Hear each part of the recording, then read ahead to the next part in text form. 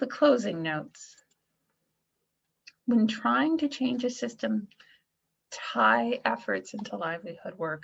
This both maximizes the amount of time and other resources we can bring to helping heal damaged systems, and it moves us away from engaging in harm-causing work as part of our livelihood.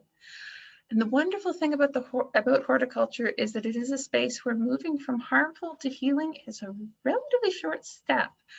If we tell the story of cultivating healthy ecosystems and healthy communities, people will want to be involved in our work. So telling the story is important. There is a reason that the organic food sector is one of the few that is growing and is profitable for small producers.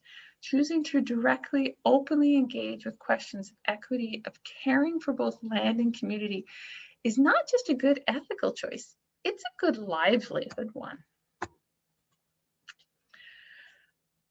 Do pause to notice as we work. Celebrate what is abundant and what has been accomplished. We've been taught to focus on what is scarce or what is needed and to dismiss what is present and abundant. Shifting that focus can break a lot of harmful social and mental patterns around fear of scarcity. And fear of scarcity makes us feel like we have to defend our space, and then that builds up fear of other, and it just has this whole cascade of effects. Do what we do best. To pivot without flailing, we need to be centered. In horticulture, we create spaces that make people feel good. People feel good about helping life to thrive. And it feels good in a bone deep, yes, this is my work way. Helping people back to that feeling is a valuable service. Cultivating ecological and social wellness feels good, and it's a service that we can sell. We don't have to do other things. We can do that. Working on any of this involves walking in the narrow space between the urgency of burnout culture, which is a significant part of the problem since it never pauses to consider what or who is being consumed, and the type of incremental change that moves so slowly in such small increments that its real purpose is to help keep significant change that would disrupt the status quo at bay. Another thing to keep in mind is our work doesn't have to be perfect, but it does need to be correct. Is a proposed solution really asking, how can I dominate the landscape and control what life is allowed into a space in a kinder and gentler way? Or how can I include people who have been marginalized in the system that is responsible for their marginalization without actually changing the system? Asking who or what is being left out, if a solution just extends the life of a harmful cycle, or if it moves harms from one overstrained community onto another overstrained community, is important to avoid unintended negative outcomes. Everything is connected. Moving harms around doesn't really help in the long run. Moving responsibilities and burden from a fragile system onto one that's overflowing with hoarded abundance or overconsumption, though, that I'm totally on board with. Consider the existing narrative with the same scrutiny as the proposed narrative. Often, when a change is proposed, especially when relating to equity or ecological work, it meets with pushback for not being perfect and fully accommodating of all parties, even ones being trampled by the status quo. Some change is incremental. Work to avoid causing harms or getting in the way of the work that others are doing that is complementary. Solving a problem or serving a community that's outside of your immediate sphere. Lots of things need to change. We can't change everything ourselves, but a lot of people are working from a lot of directions to cultivate a sustainable, diverse, resilient community for all of life. So when somebody's like, well, that's not perfect, do compare it to what the status quo is. It might just be a step on your way, but and it might not be perfect yet, but is it a significant improvement for those being harmed?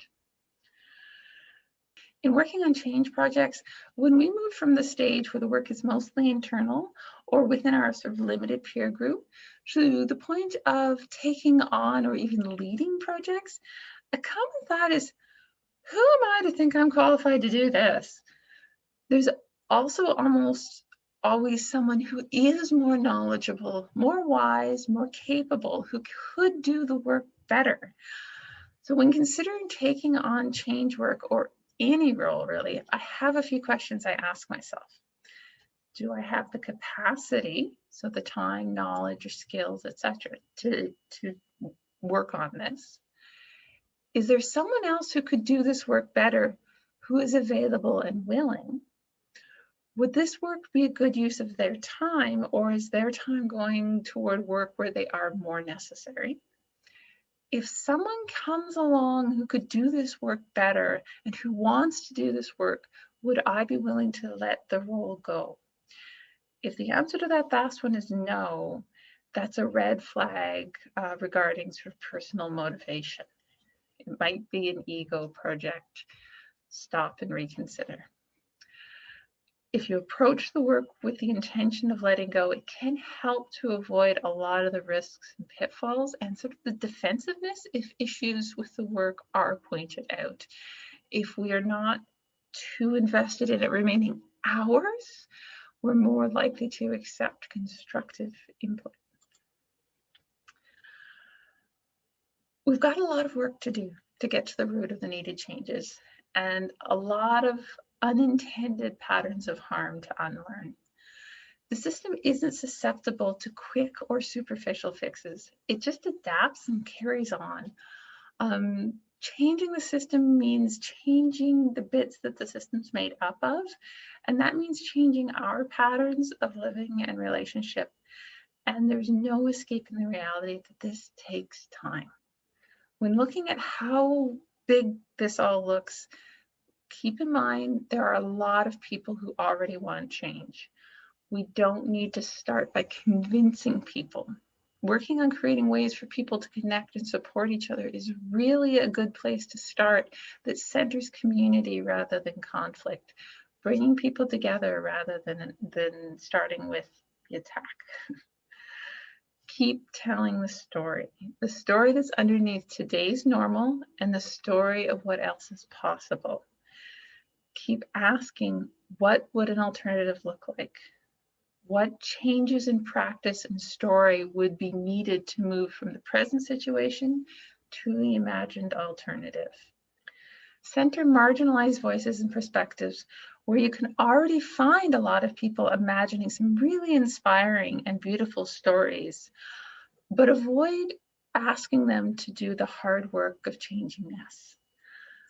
Start with what's in reach, change the small patterns, base the new large patterns on the new small patterns, rest when needed, and repeat until done.